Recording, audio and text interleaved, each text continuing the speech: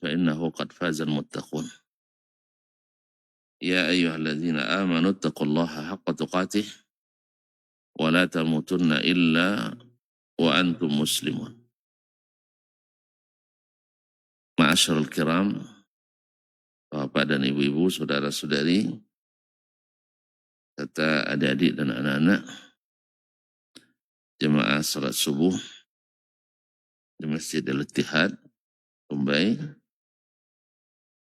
ataupun yang menyaksikan melalui media dimanapun berada, para alim ulama, jadi pandai, tokoh adat, tokoh masyarakat, al-hadirin wal-hadirat, wal-musyahidin wal-musyahidat, yang besar tak sebut gelar, yang tak bergelar tak panggil nama. Alhamdulillah, di subuh ini Allah mengizinkan kita untuk berbahagia di tempat yang mulia ini. Di masjid, di salah satu dari rumah Allah yang merupakan tempat yang paling dicintai di permukaan bumi. Mudah-mudahan Allah menerima kehadiran kita dan menerima amal-amal soleh kita serta memaafkan dan mengampuni segala dosa dan kekurangan kita. Ma'asyiral kiram yang dirahmati Allah, masih berkaitan dengan orang yang akan meninggal, di mana terakhir kita sebutkan mesti dalam keadaan berbaik sangka, berharap kepada Allah Subhanahu wa Ta'ala. Dalam Musnad Imam Ahmad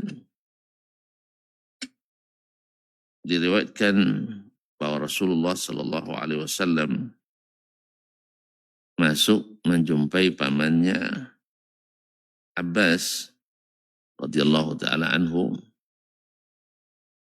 wa huwa yashtaki, dia sedang sakit. Fatamanna Abbasunil maut, sampai-sampai karena sakitnya sampai Abbas minta mati, ingin mati. Faqala lahu Rasulullah sallallahu alaihi wasallam, lalu Nabi alaihi salatu wassalam mengatakan kepadanya, ya ammu, la tatamannal maut. Wahai pamanku, jangan sekali-kali bercita-cita mati. Jangan minta mati. Karena mati tidak diminta akan diberi juga. Sah? Mati tak diminta, diberi juga. Kalau diminta lagi. Dan kalau belum saatnya, dia takkan tiba. Tidak bisa dilambatkan, tidak bisa dimajukan menurut kita. Oleh sebab itu, jangan minta mati. Karena itu adalah tanda keputus asa. Fa innaka in kunta muhsinan fa an tuakhara tazdad ihsanan ila ihsanika khairul lak. Sebab kalau engkau dalam keadaan berbuat baik, maka dilambatkan ajalmu, artinya masih ada kesempatan engkau berbuat baik lagi, itu lebih baik. Kalau seandainya kita ini orang baik, berarti ada peluang lagi menambah kebaikan dan penghasilan. Ibaratnya kalau masih ada keberuntungan, masih ada, ibaratnya kita berjualan, masih ada laku barang, kenapa nak tutup? Sah? Masih ada kesempatan. Walaupun hanya 35 menit.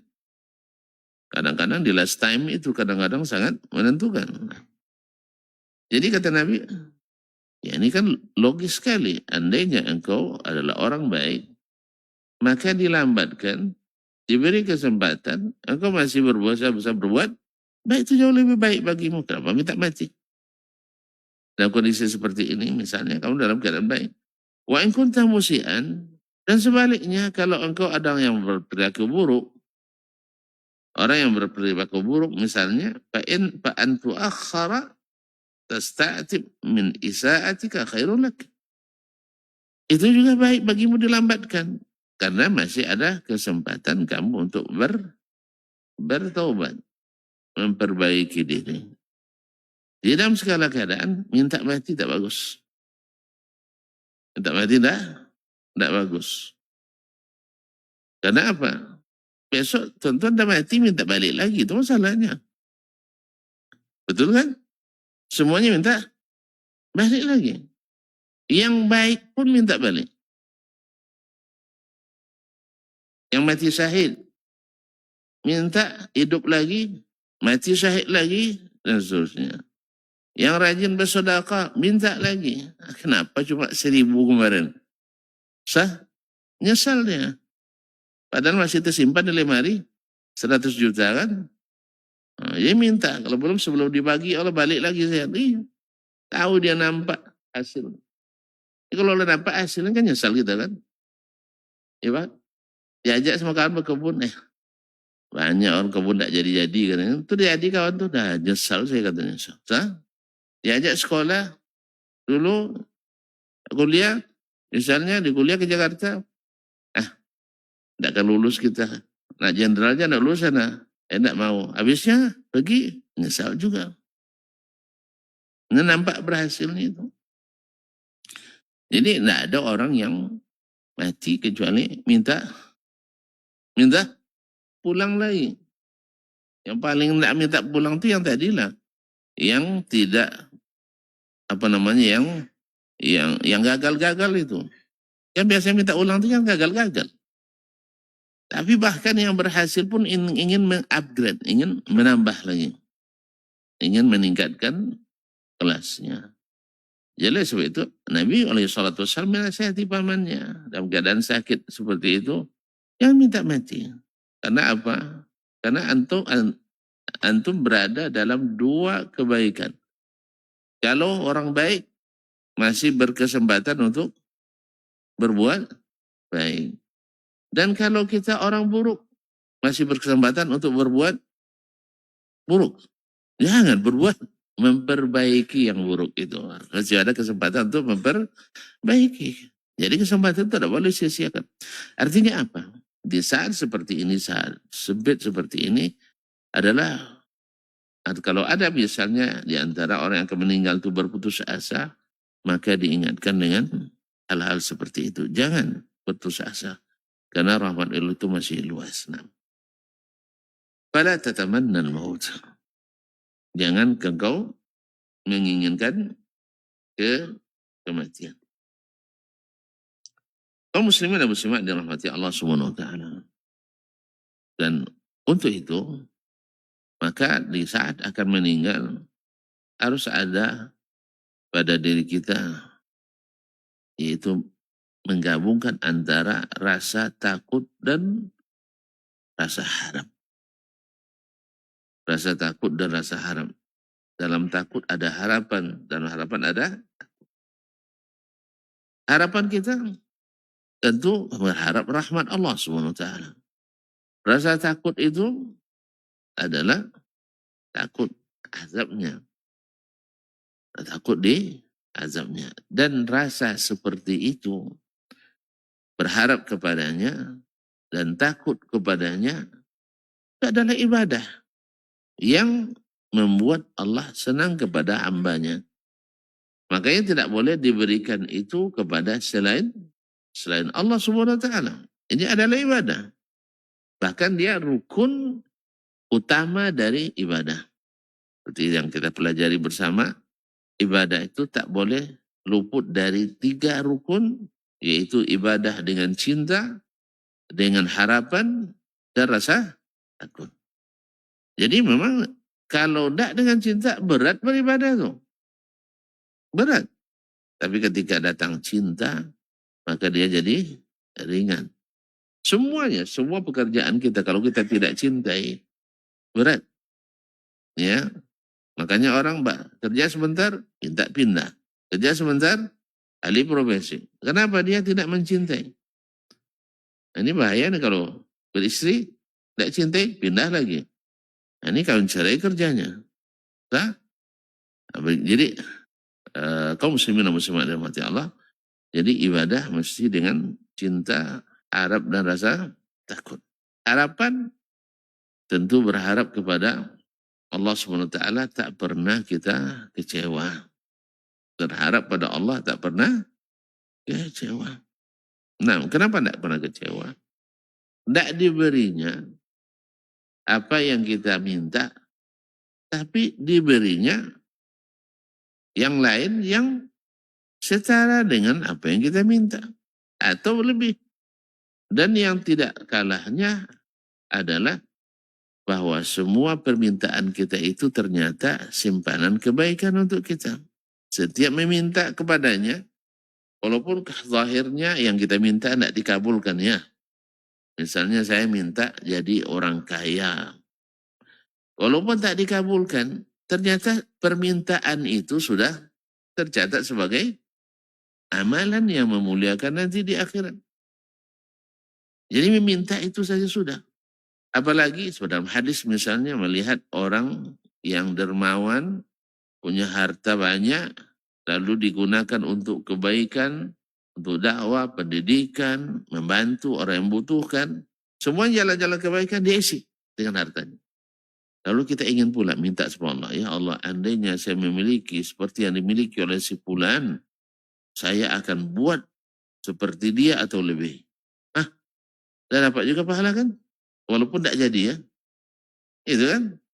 Makanya kita berusaha, walaupun hampir-hampir jadi orang kaya, tapi tidak jadi, tapi pahala sudah dapat. Jadi tidak sia-sia juga minta sebenarnya. Beda kalau minta sama makhluk, iyalah. Kalau ada banyak proposal, dah habis tapak sepatu mengajukan proposal kan, tidak dikabulkannya, sudah tidak dikabulkan, jadi bahan cerita pula. Ya, itulah. Ustaz tuh 10 kali aja proposal tidak saya kasih katanya. Ini bikin malu kita, sah? Sah? Nah, makanya itu sebabnya saya tidak mau buat proposal. Kecuali pasti. Kalau disuruh sama bupati misalnya atau bapak wali kota, Ustaz, ada untuk ustadznya, tapi tolong buat proposal. Pasti saya buat. Tapi kalau coba-coba enggak. Buang-buang apa aja? Buang-buang air muka. Nanti catatannya. Ya atau ustadznya congok juga rupanya katanya. Ujung-ujungnya duit juga. Ada. Memang ada pejabat yang ngomong seperti itu. Ternyata KK ini ujung-ujungnya duit juga lo dekat sama kita kan ya. Kata beliau, bukan kata saya ya. Tolong ya catat kata beliau. Catat tuh. Bukan kata saya. Nah, kalau saya alhamdulillah ada yang bilang sebanyak ini Ustadz saja yang tak mengajukan proposal katanya. Kenapa sekarang baru bilang dah habis masa jabatannya? Coba kemarin-kemarin dibilang. Pasti kita ajukan. Enggak, dah habis masa jabatan baru bilang. Sebanyak ini Ustadz yang tak mengajukan proposal katanya. Dia nyosal pula wak. Nah, dia ala kulihan. Tapi kalau dengan Allah SWT kita mengajukan itu sudah banyak simpanan kebaikan. Tapi kalau kepada manusia kita ajukan, semakin sering semakin hilang kemuliaan diri kita. Sah? Makanya minta ke dia lah, jangan minta ke selain dia. Selain dia menghinakan kita, minta kepadanya memuliakan kita. Bahkan di mata manusia saya juga gitu. Kalau sempat orang tahu kita tidak meminta kepada selain kecuali kepada Allah, senang tidak? Senang tidak manusia? Wih, senang tidak manusia itu? Senang. Wah, kalau seperti ini Ustadz semuanya katanya. Aman negaranya. Sah? Apa sebab? Tidak ada uang negara yang dimintanya. Senang dia. Sah? Kalau sempat mahasiswa semuanya seperti saya misalnya, tidak ada ngajukan beasiswa misalnya, senang tuh Pemda itu. Sah? Sah? Tidak payah-payah mereka mengalokasikan dana itu. Senang dia kalau kita tidak minta. Tapi kalau Allah, kalau kita tidak minta, kalau kita tidak minta, marah dia. Oleh sebab itu makanya orang yang meminta kepadanya terpuji. Tapi minta kepada makhluk terhina. Oleh sebab itu banyaklah minta kepadanya. Karena tidak pernah rugi. Itulah maknanya. Berharap pada Allah tak pernah kecewa. Tapi kalau berharap pada manusia, siap-siap kecewa aja. Makanya jangan harap pada manusia. Sebaik apapun orangnya, tidak usah berharap. Dengan harapan seperti harap pada Allah Subhanahu wa Ta'ala. Nah, jadi berharap kepada Allah Subhanahu wa Ta'ala. Diriwayatkan oleh Imam At-Tirmizi dan Ibnu Majah dari Anas ibn Malik radhiyallahu taala anhu, anna Nabi sallallahu alaihi wasallam, bahwa Nabi sallallahu alaihi wasallam dakhala ala syabin wa huwa bil maut. Nabi mengunjungi seorang anak muda yang akan meninggal. Faqala kaifa tajuduk? Nabi bertanya, bagaimana keadaanmu? Qala wallahi ya Rasulullah, demi Allah ya Rasulullah sallallahu alaihi wasallam, inni arjullah wa inni akhafu dhunubi. Ya Rasulullah, saya masih berharap kepada Allah, tentu rahmatnya. Wa akhafu dhunubi, tapi satu sisi saya takut dosa-dosa saya. Kita akan menghadap Allah ini kan, akan kembali kepadanya. Tentu kita akan ingat, sadar betapa sedikitnya amal kita dan betapa besarnya dosa dan maksiat kita. Waktu itu kita menyesal kaum muslimin dan muslimat dirahmati Allah. Karena di akhir masa catatan kehidupan itu, tadilah kita akan merusak kekurangan. Tetapi tidak boleh lepas dari berharap kepada Allah. Ya Allah. Kan apalagi kalau tidak berharap kepadanya. Tidak ada yang bisa bantu kita kecuali berharap kepadanya. Allah, mudah-mudahan yang sedikit ini dihargai oleh Allah Subhanahu wa Ta'ala. Seperti kita misal kita menghadap, kadang-kadang kita menghadap manusia dengan suatu hajat. Orang bawa hadiah, Masya Allah, besar-besar. Kita bawa juga hadiah, bentuknya besar, tapi harganya kecil. Iya, orang bawa kue-kue mewah, kita bawa pupuk ujin. Bawa kerupuk ubi. Sah? Tapi berharap tidak kita diterima? Iya berharap. Mudah-mudahan walaupun ini diterima. Ya lebih seperti inilah kaum muslimin. Kita bawa sedikit amal, tapi kita berharap amal yang sedikit ini dihargai tinggi oleh Allah Subhanahu wa Ta'ala. Dan sebaliknya, ini dosa-dosa yang kita bawa ini, mudah-mudahan Allah ampuni. Boleh kita berharap. Bahkan dianjurkan seperti itu. Maka kita dengar kata Nabi SAW, faqala Rasulullah SAW, Rasul SAW mengatakan, la yajtami'ani fi qalbi abdin fi mithli hadzal mawdin illa a'tahu Allah ma yarju wa ammanahu ma yakhaf. Dua perasaan ini, perasaan harap dan khawatir ini, tidak berkumpul dalam hati seorang hamba dalam kondisi seperti ini, yakni menjelang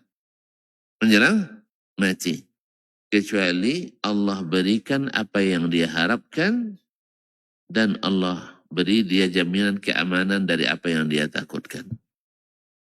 Nah, berarti yakinlah ya, Nabi yang kasihnya.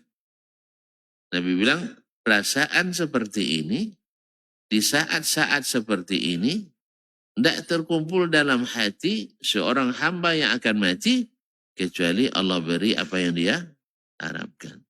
Dan Allah hindarkan dia dari yang dia takut. Alhamdulillah. Nah, ini pelajaran bagi kita, karena kita akan menempuh ini semuanya. Bahwa di saat-saat seperti itu, maka berharaplah kepadanya, walaupun sedikit bawaan kita. Dan takutlah kepadanya, karena memang dosa kita lebih banyak barangkali dari kebaikan kita. Tapi jangan lupa berharap. Nah, bila kedua ini berkumpul, Allah beri kita yang kita harapkan. Apa yang kita harapkan? Tentu diampuni dan dimaafkan. Dan Allah akan amankan kita dari ini. Maka gimana biar mengamankannya? Dosa-dosa kita tadi diampuninya. Karena taubat masih diterima kan? Sah? Sebelum napas di tenggorokan. Kalau masih dalam kondisi seperti itu, masih sadar, maka taubat kita masih diterima oleh Allah Subhanahu wa Ta'ala. Kaum muslimin, kaum muslimat yang dirahmati Allah Subhanahu wa Ta'ala. Kalau itu kembali kepada masalah tadi, untuk apa kita berharap cepat mati? Kalaupun kita berharap mati, misalnya kan di antara doa, kalau terjadi fitnah, kan banyak fitnah di akhir zaman, kita kadang-kadang takut tidak lulus dengan ujian itu. Misalnya kita selalu minta perlindungan kepada Allah daripada Al-Masih Ad-Dajjal, atau dari fitnah dunia, fitnah dan segala fitnah.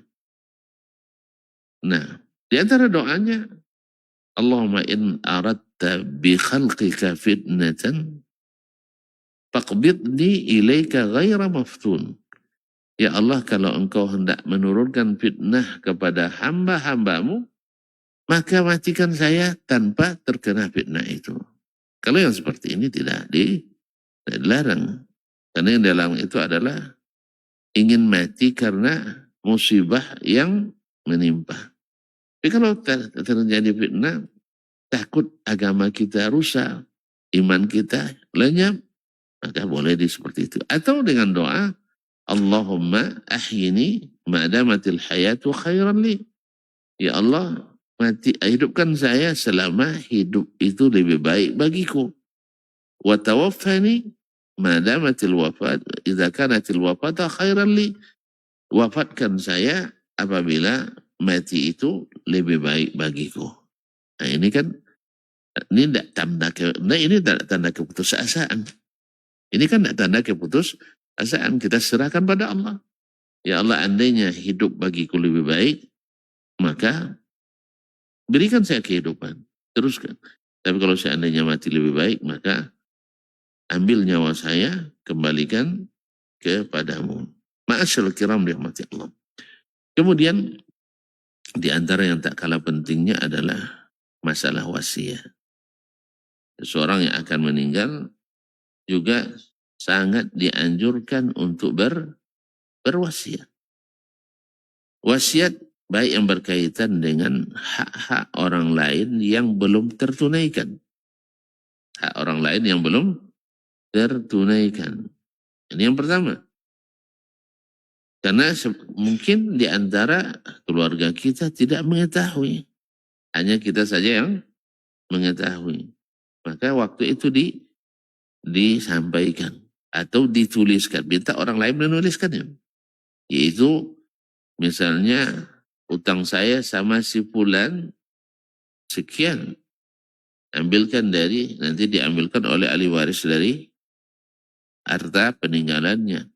Kalau tidak, menjadi kewajiban ahli waris untuk membayarnya. Nah, mati awak belum bayar utang dia. Ya kan ketika hidup kan kita ngambil uangnya. Sah? Kan ketika dia hidup, siapa yang belanja kita? Dia juga. Cuman yang parahnya, awak sudah belanja dia, mati tinggal utang pula. Nah, ini yang payah nih kan. Paham enggak? Selama hidupnya kita yang belanja. Habis itu mati ninggalkan utang, awak pula yang bayar. Enggak apa-apa. Justru itu adalah kesempatan mas kan antum sanggup masalahnya. Kecuali antum tidak punya harta sama sekali. Kan yang sanggup, yang berkewajiban. Yang tidak sanggup, tunggu ada kesanggupan. Allah berikan kita kesanggupan, kemampuan untuk membantu itu rezeki yang luar biasa kaum muslimin. Itu rezeki yang luar biasa. Makanya ketika ada sahabat yang mati di masa Nabi SAW, Nabi nanya, alaihi dain, ada utangnya? Ada 2 dirham. Lalu Kata Nabi SAW, sallu ala sahibikum. Kalau gitu kalian aja yang salatkan, saya tidak mau. Maka tampil sahabat, kalau tidak salah Abu Ubaidah Al-Jarrah atau selainnya, atau Talha bin Ubaidillah, saya lupa. Ya Rasulullah, alayya dainuhu. Ya Rasulullah, saya yang bayarkan dua utangnya itu. Ini Nabi SAW menyolatkannya. Coba lihat. Ketika antum tak bayar, dia tidak dapat kebaikan solat Nabi SAW. Sekarang ketika dia bayar, dapat. Berpahala tidak kira-kira yang bayar? Hah? Madalla ala khairin kafaili. Siapa yang menunjukkan jalan kebaikan seperti orang yang mengerjakannya. Gara-gara hutang tadi dia tidak disolatkan oleh Nabi, tidak disedoakan oleh Nabi SAW, sekarang antum buka peluang dia didoakan oleh Nabi. Maka doa itu akan sampai untuk kita. Makanya kalau seandainya kita punya kemampuan, ada orang yang berhutang, baik keluarga ataupun teman atau siapapun, maka istilahnya hajat orang lepas, keinginan kita dapat. Hajat orang lepas, keinginan kita dapat. Wih, kalau ditanya kepada orang-orang yang pemurah, orang-orang yang dermawan itu, apa mana saat-saat yang paling menyenangkan? Kata mereka seperti kata Abdul Malik bin Marwan, ya engkau sudah naik kendaraan mewah, sudah tidur di tempat tidur yang empuk, sudah beristri. Hah? Banyak yang bilang lah, cantik dosa banyak. Ada orang kalau bilang banyak-banyak. Nah, kan dia khalifah kan. Apa mana saat yang paling menyenangkan bagimu? Ternyata saat yang paling menyenangkan, di saat saya bisa memasukkan kesenangan pada saudara muslim. Nah, itu saat tersenang rupanya. Sebanyak itu kesenangan, bertemu dengan raja-raja, bertemu dengan para pangeran, bertemu dengan para hartawan, bertemu dengan para pejabat, bertemu dengan siapa saja, bertemu dengan para istrinya, dayang-dayang semuanya. Ternyata saat terindah di matanya adalah di saat bisa membuat orang senang. Ketika diberi, terlihat senyum terukir daripadanya, melepaskan hajat orang. Makanya disebut, tidak ada hajat orang yang tak lepas olehnya. Tidak ada keinginan orang yang tak bisa dia tunaikan. Masya Allah. Kalau bisa antum seperti itu, maka akan harum namanya di langit. Dan juga di bumi. Makanya tentu kalau kedengar misalnya kisah Umar bin Abdul Aziz, atau kisah Utsman bin Affan, atau Rabi'ah bin Auf, berapa banyak setiap orang berbuat kebaikan, teringat mereka. Akhirnya pasti antum doakan. Ketika sebut Utsman radhiyallahu anhu, Abdurrahman bin Auf radhiyallahu anhu, Abdullah bin Mubarak radhiyallahu anhu, orang-orang ini tidak hilang namanya. Antum tidak ingin bahwa nama kita tidak hilang di saat kita sudah pergi. Jadi banyak orang yang sudah mati jasadnya, tapi ruhnya atau namanya masih ada dengan kita, masih disebut orang. Oleh itu kaum muslimin dan muslimat, andainya antum memiliki kemampuan itu, di saat-saat kasih seperti itu, bisa kita maju untuk melepaskan hajat. Dan ingat, Allah selalu, kalau dengan dia tak pernah mengecewakan. Nggak ada kita jual beli yang sampai untung 1000%, kan nggak ada sih. Kalau dengan Allah minimal 1000%. Sampai 70.000%, sampai lipatan yang tidak dibatasinya. Oleh itu kaum muslimin dan muslimat, maka di antara yang ini dianjurkan hendaknya dia menuliskan wasiatnya, atau dengan tujuan hak-hak itu dikembalikan kepada para pemilik-pemiliknya. Kalau masih mungkin di masa dia masih hidup. Ya, dan itu bukan aib. Seseorang pada dirinya ada milik orang lain ketika meninggal, itu bukan aib. Nabi sendiri juga punya hal yang seperti itu. Ketika beliau meninggal, baju besinya masih tergadai. Berarti kalau masih tergadai, kan utangnya belum terbayar. Makanya nanti dikembalikan atau dibayar oleh yang lain. Allah musta'an. Jadi tidak masalah, kecuali kita orang yang memang Kalau bahasa kampung saya galiu orangnya. Tahu galiu? Licin, kayak belut. Iya. Bukan tidak bisa bayar, tapi susah bayar. Ada orang tidak bisa bayar itu dimaklumi. Tapi kalau susah bayar, susah dimaklumi. Ini kadang-kadang sering, ya kalau kita berhadapan dengan masyarakat, dengan orang banyak ya, itu akan kita temukan model-model banyak orang. Ya bukan karena tidak ada duit, tapi karena pelit. Pelit masalahnya. Sering, nah Bayu lucu katanya kan, atau Bayu lu tuh entah kapan-kapan bayar itu. Dia bilang bayar dulu. Nah, jadi kadang-kadang bukan karena tidak ada duit, tapi karena pelit. Assalamualaikum warahmatullahi wabarakatuh. Kemudian wal wasiyatu wajibatun bimalihi wa ma'alaihi min huquq. Dan wasiat itu hukumnya wajib ditunaikan. Oleh siapa? Oleh ahli warisnya. Dari harta dia sendiri atau bukan. Tapi wajib ditunaikan selama tidak melanggar syariat. Selama tidak melanggar syariat. Ya kalau melanggar syariat boleh tidak diikuti? Hah? Nanti kalau saya meninggal, mak kalian saya ini jangan perbolehkan menikah enggaknya. Wajib enggak itu? Hah? Ini wajib dilanggar ini. Iya. Iya wajib langgar, masa orang masih ditinggal masih muda dilarang pula menikah. Nah, kecuali kesepakatan mereka dulu. Salah satu dari kita kalau meninggal, ya menikah enggak misalnya. Walaupun sebenarnya enggak boleh diwasiatkan itu. Nah, jadi kaum muslimin dan muslimat dirahmati Allah. Atau wasiat yang tidak mungkin. Yang tidak mungkin. Ya, seperti membebani ahli waris dengan sesuatu yang tak mungkin mereka kerjakan.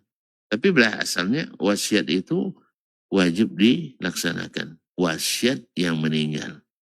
Dan yang lebih wajib lagi dilaksanakan adalah wasiat Allah. Apa wasiat Allah? Apa wasiat Allah berkaitan dengan orang meninggal? Membagi harta warisan. Masa lupa tuan-tuan? Hah? Di awal dibilangnya yusikumullahu. Allah berwasiat. Sah? Fi auladikum lidzakari mithlu hadzil untayaini.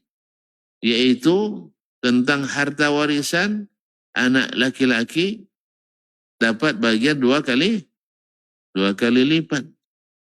Ini tidak adil. Astagfirullah. Masa Allah tidak adil. Antum yang salah sistem kehidupan. Dibilang pula Allah yang tidak adil. Allah sangat adil. Karena apa? Laki-laki wajib membayar nafkah. Kalau perempuan dengan senang hati menerima nafkah. Kaya pun dinafkahi. Laki-laki miskin pun menafkahi. Itu di mana lagi keadilannya? Kadang-kadang kalau pas harta ini mau juga kita jadi perempuan ya. Sah? Tadi kalau pas cerita poligami mau kita laki-laki. Iya, kalau pas jadi perempuan apa namanya? Masalah nafkah-nafkah, biarlah jadi perempuan. Karena hartanya bertambah terus secara hukum. Tapi kalau secara praktek, aplikasi lapangan, nah banyak harta perempuan dihabiskan oleh laki-laki. Itu urusan lain. Kita yang salah, bukan Allah Subhanahu wa taala. Jadi yusikumullahu bi auladikum lidzakari mithlu hadzil unsayain. Ini wasiat Allah yang wajib ditunaikan. Di ujung lagi, di ujung ayat Allah sebutkan pula wasiyatan minallah. Ingat, ini wasiat yang Allah wasiatkan. Nah, ini kadang-kadang kita nih di sini kelemahan kita. Ya. Kadang-kadang karena rasa segan, rasa tak enak di perasaan. Masa iya, ayah saya kita baru meninggal, tanahnya masih merah, masa kita bagi-bagi harta ndak tegak. Akhirnya apa? Akhirnya besok ndak dibagi, ujung-ujungnya berkelahi. Sah? Apalagi kalau mak dah nikah lagi. Itulah. Kalau dah nikah lagi mak kita, dapat pula suami yang tukang habiskan harta warisan orang. Karena memang tujuannya menikah, banyak harta Pak Haji itu tinggal dulu tuh. Dia nak nikah sama janda Pak Haji itu kan. Tuh, dia sudah merasa memiliki, hanya berbantah. Sering terjadi. Sering terjadi. Yang bilang sering lagi, selalu terjadi. Nah, selalu terjadi. Nah, cuman selalu kita ulang-ulang terus. Tidak mau kita bagi. Dengan alasan tadi, alasan perasaan. Itulah makanya beragama itu kalau ikut perasaan, yang salah jadi benar, yang benar jadi salah. Ya, kalau ikut perasaan. Nah, berdebat orang. Yang pro ini memenangkan yang ini. Yang pro ini menangkan yang ini. Akhirnya dua-duanya menang. Nah, kenapa? Penilai pakai perasaan. Pakai perasaan ini jagoan kita harus menang. Nah, sama dia di bidang apapun. Nah, kalau main bola kalah nanti klubnya pasti ada hal-hal yang disalahkan dari wasit lah yang disalahkan, sah? Supporter lah yang disalahkan, sah? Apalagi akhirnya nanti pemain yang disalahkan. Allah musta'an. Jadi kaum muslimin dan muslimat rahmatullahi, ini wasiat dari Allah SWT yang wajib ditunaikan. Dan ini wajib atau iya wajib diwasiatkan, apalagi yang berkaitan dengan hukum hak orang lain, supaya tidak hilang hak orang itu. Dalam Sahih Bukhari dan Muslim, Nabi SAW bersabda, "Ma haqqu mri'in muslim yabitu lailataini walau syai'un yuridu ayyusya fihi illa wasiyatu maktubatu inda ra'si." Tidaklah seorang muslim yang seharusnya berwasiat lewat 2 malam kecuali ada sesuatu yang dia ingin wasiatkan, kecuali wasiatnya itu dituliskannya di bawah bantalnya atau di dekat kepalanya. Artinya apa? Ini anjuran dari Nabi SAW. Kalau seseorang yang akan meninggal harus senantiasa wasiatnya sudah disiapkan. Kalau dia memang tidak ada utang sama sekali, berarti kebaikan yang ingin dia tambahkan. Ingin yang dia tambahkan. Terserah anak-anak saja nanti. Belum tentu mereka ingat kita. Apalagi kalau kita jenis yang tak pernah memperhatikan diri kita untuk dibawa pulang. Masih ingat kisah 3 orang anak yang ayahnya meninggalkan 93 juta itu. Masih lupa ya? Ayahnya meninggal. Selama hidup nabung terus. Lupa bawa ke akhirat. Ketika meninggal, di asetnya uang kontan aja lebih kurang 93 juta cuma. Dikit ya. Kaya nak dia tuh. Ketika meninggal uangnya lebih 93 juta, kaya nak? Ya, abang banyak duitnya nampaknya nih. Kita hitung biar tahu tuh 30 juta. Kaya atau tidak ya. 93 juta. 93 juta berapa nolnya? 6 ya? 6 dikit ya? Taib. Dikali 4.500. Banyak nih, 418, 500, ribu.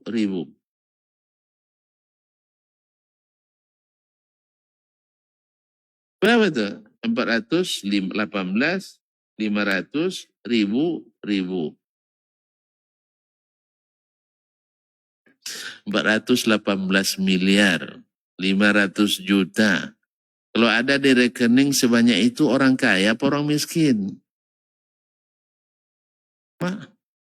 Masih miskin ya? Awak aja 10 juta di rekening dan merasa kaya gitu. Ini 418 miliar.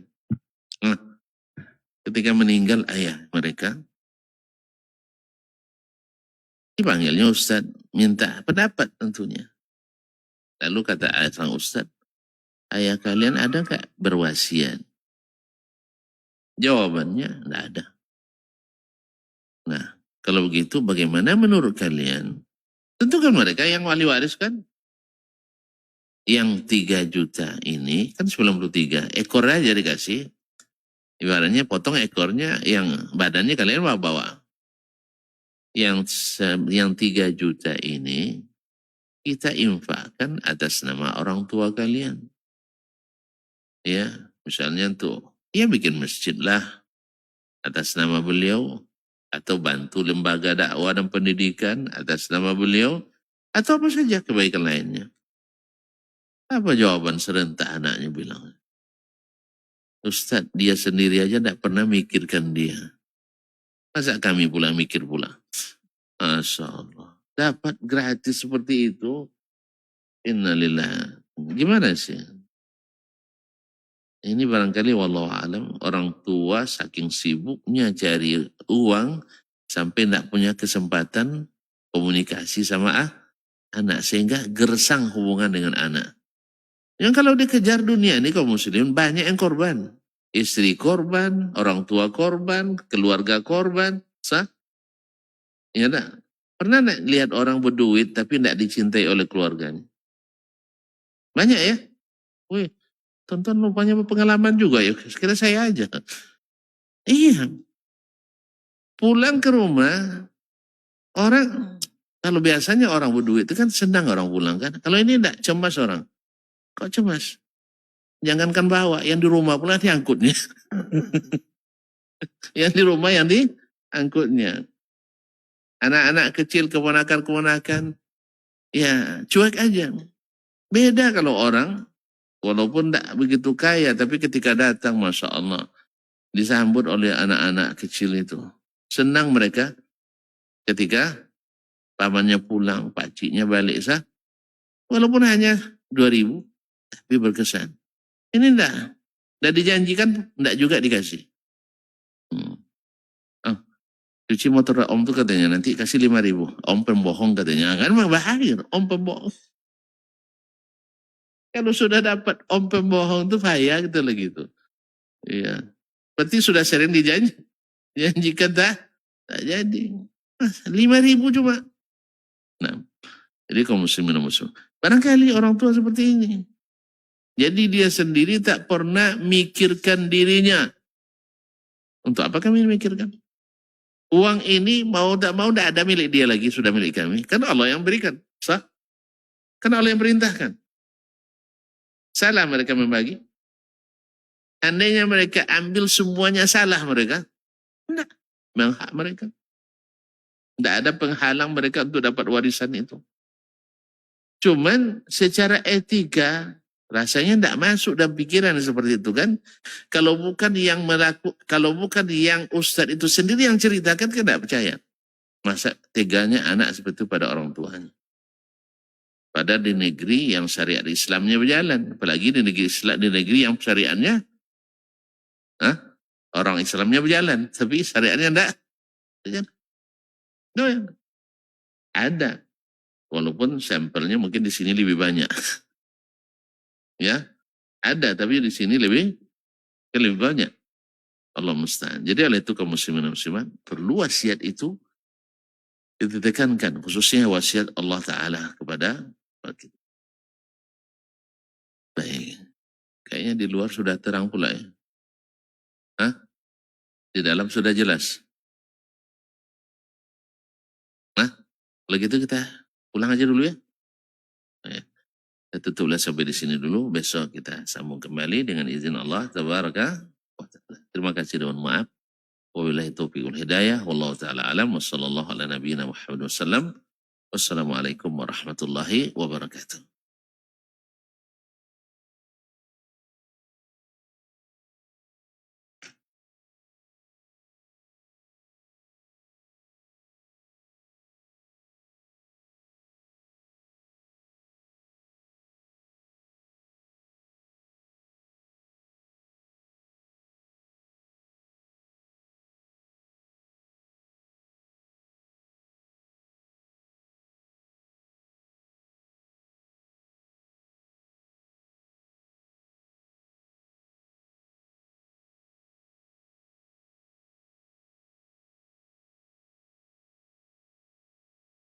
إن الحمد لله نحمده ونستعينه ونستغفره